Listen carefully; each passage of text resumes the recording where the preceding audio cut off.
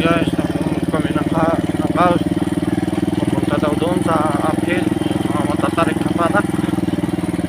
Maaga kami natapos ng milking ngayon kasi smooth naman yung takbo. Kaya ito, napunod kami ng house. Punta sa kabilang patak kasi tapos na dito sa kabila ng kalsada. Mahamog ngayon sa New Zealand. Good morning New Zealand. Yan, sobrang fog. Hindi makita yung malayo.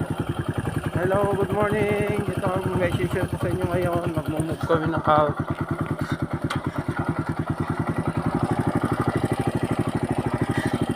Yan, medyo malikot yung video natin kasi nakasingle lang tayo. Yan yung ating kabady-body, si Alpi. Magaling yan magtulak ng baka. Not well trained.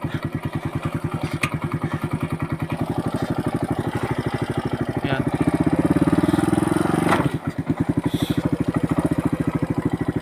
Masyadong ngayon pag ngayong umaga. Good morning sa lahat ng makakapanood ng video na to. Ganito ang buhay ng OFW dairy farm sa New Zealand. Umaga. Ito ang pagkatapos ng milking. Ito yung ginawa namin bago pa mag-almusal. Pero weekend naman ngayon, mahaba yung break. Siguro ang balik ko nito is around 3:10 na ng hapon. Pag milking na ako ang magkakauskin ng first serve. Yan. Good morning New Zealand. Masyadong fog ngayong umaga. Yan, mahabang lakaran.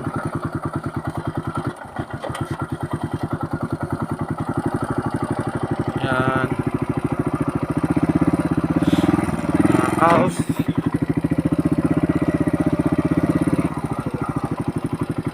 So yan, mahabang lakaran to guys. So siguro ganito lang hanggang dito na lang muna kasi ganyan lang naman, maglalakad lang sila papunta doon sa uphill at hindi na siguro ako makakapag-video doon dahil siyempre nandun na yung boss, doon siya naghihintay.